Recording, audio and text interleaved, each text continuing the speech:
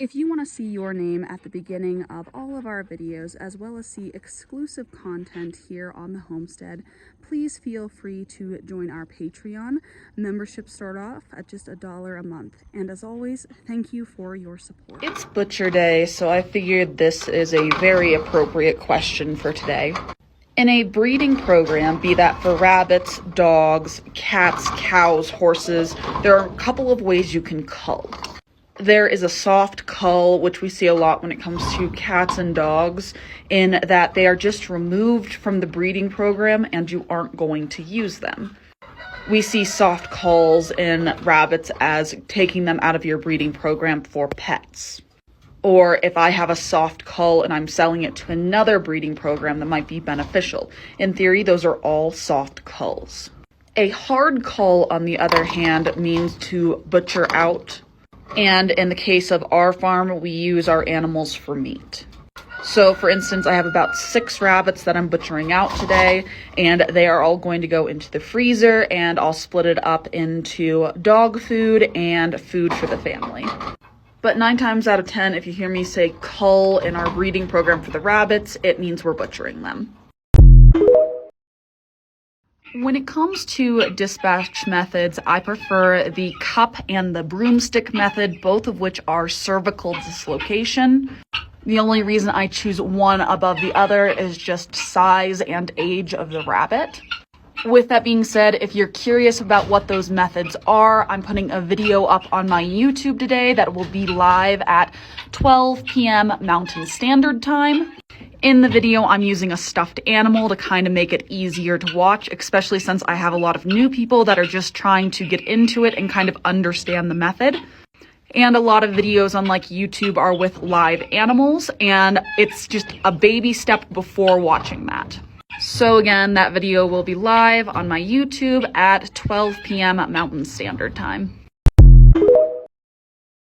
If y'all don't want to see rabbit furs and processed skins, now is your time to swipe away. I appreciate ya. But it is Butcher Day, which means I am rotating out my skins, and we are on the egg yolk process. And I wanted to show y'all a skin that I would be willing to sell versus one I keep for crafts. So again, we are egg yolk processing right now. So basically all of these oils and fats are kind of seeping into the skins before we do a wash on them and oil them down for the final time while breaking them. So these skins are still a little bit dirty, but I digress. This is an example of a fur that I would not be selling. That would just go straight to the craft pile. This is from a rabbit that was molting. It was a silver fox, and as you can see, it still has some of those longer guard hairs, but for the most part, what we're seeing are just these really short guard hairs. The reason why I butchered this rabbit out so soon was it wasn't going to be worth it to wait for the fur to get better than if I was just culling and skinning it and using it for crafts. So this is an example of a fur I would not sell. Here is an example of a fur I would sell. It's a nice plush quality. There's no molting. Still a little dirty because we haven't cleaned it off, so it has all that salt on it. And here's another example of one I would sell after we get it cleaned up. Again, the fur is nice quality and we don't have any molting or shedding. And surprisingly, I didn't put any holes in these pelts, so super happy. And then I got 2 more sitting in a tote that I just butchered from today that are going to be curing for about 3 to 5 days. I'll recover them in fresh salt tonight. That way they have more surface area of dry salt to wick out that moisture. And then I have feet and tails in these jars. Husband is picking up some rubbing alcohol for tonight, and I'll start curing these to make some keychains for our next farmer's market. This is another one of those swipe away if you don't want to see it moments. I have a rabbit's feet and a point. So you always hear about people worried about sore hocks and wire cages when it comes to rabbits. And I'm going to show you some rabbit feet from the rabbits that we butchered today and show you why it isn't a problem. Here is the group of rabbit's feet from our butchers today. Now I'm going to split them into 2 categories. This is Rexford and this is flybacked fur. Now with proper genetics and good foot coverings, as you can see, None of these rabbits have any kind of issues when it came to wire or that kind of thing. These fur pads are super thick. So that's the reason why with proper genetics, you don't need to worry about your rabbits being on wire. Like, their fur is super, super thick. Like, you can bury your finger down in it thick. Because rabbits don't have paw pads. They just have skin and fur before it gets down to the bone. Now, we see how fluffy and thick this fur is, but the reason why people worry about Rex so often is how big of a difference there is. So again, these are Rex furred feet. And as you can see, they do have thick fur coverings, but it's not as thick as the other rabbits with non-Rexed fur. So when it comes to Rex furred rabbits, it's super important to watch your genetic lines.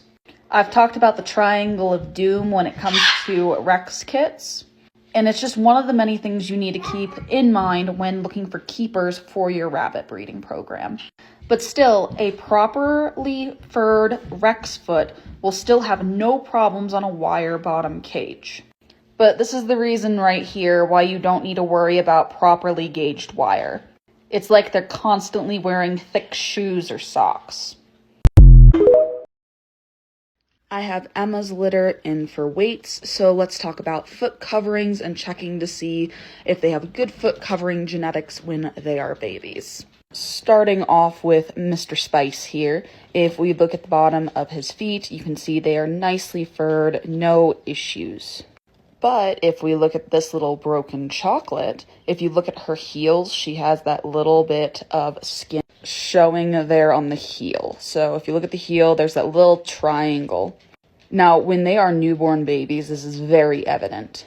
The more of a pink triangle you see on the itty bitty babies, the worse their foot covering is going to be as adults. So what I do is around day 3 to 5, when they have just the beginnings of their fur showing in, I will go in, look at the bottoms of their feet, and look for that little bald spot on their heels. And then I will mark it down as a cull or a rabbit that I probably don't want to keep in my lines if I am worried about foot coverings.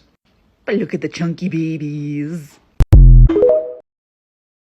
When we talk about profitability of any type and rabbits, especially when you're a hobby show breeder / meat provider, it's kind of a laughable thing.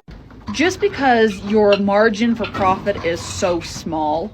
When it comes to pelts, normally I sell them from $5 to $8 depending on size. And I can actually sell them pretty quick, be it through the farmer's market or Craigslist. They have a pretty high turnover rate. And it's pretty labor intensive just from a standpoint of I have to sit and break the hides down, and that can take a while. But it's also something I can do while like playing a game on the computer or watching TV. So it's kind of a passive kind of thing. But those $5 to $8 per pelt just go right back into the rabbitry, providing feed and equipment and all kinds of other things for the rabbitry. Now, don't get me wrong, there's definitely a way to make money when it comes to breeding rabbits, but to be honest, the most profitable that I've seen people is done in a commercial setting when it comes to providing meat. So a lot of times us hobby and show breeders, especially when we're trying to do things as ethically as possible, we don't sell pets. We might sell 1 or 2 kits per litter when it comes to other breeders. There's not very much room for profit in general. So it's been a while since I've talked about this point outside of the comments, but like face to face.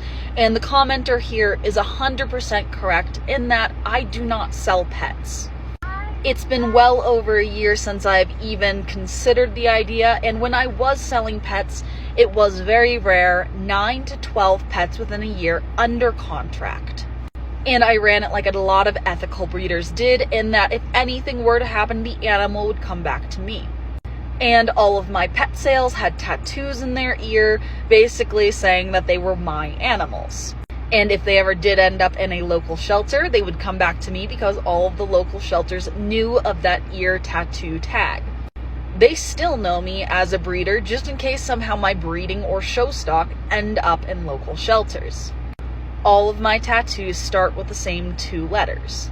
And the reason that I am so anal retentive about this is I try to be as ethical as possible when it comes to breeding my rabbits. I don't want my stock ending up in the shelter and adding to the overpopulation problem of rabbits. Our animals are not for pets. They are for show and for eating. That is their purpose. And when most people in my comment sections don't know about my policy and they come in and they're like, oh my God, I would love to adopt or have one of your animals. They're so beautiful. They are so wonderful. I would love to have it. I see it as a compliment. Because most of the time it means they see my animal as a quality animal and they would like to have it because of the qualities it has. Which is amazing. Thank you. But the problem I have is the people who will come into my comment section and try to rescue the animals I use for meat. The fanatical pet people that really don't understand the process, nor do they want to understand it. The quail police are going to need to leave me alone for just a couple of minutes because I don't necessarily feed what you're supposed to, but I feed what works for us. So what I do is I have 3 things I mix together. I take a 16% layer feed, some scratch, and then some 22% game bird feed.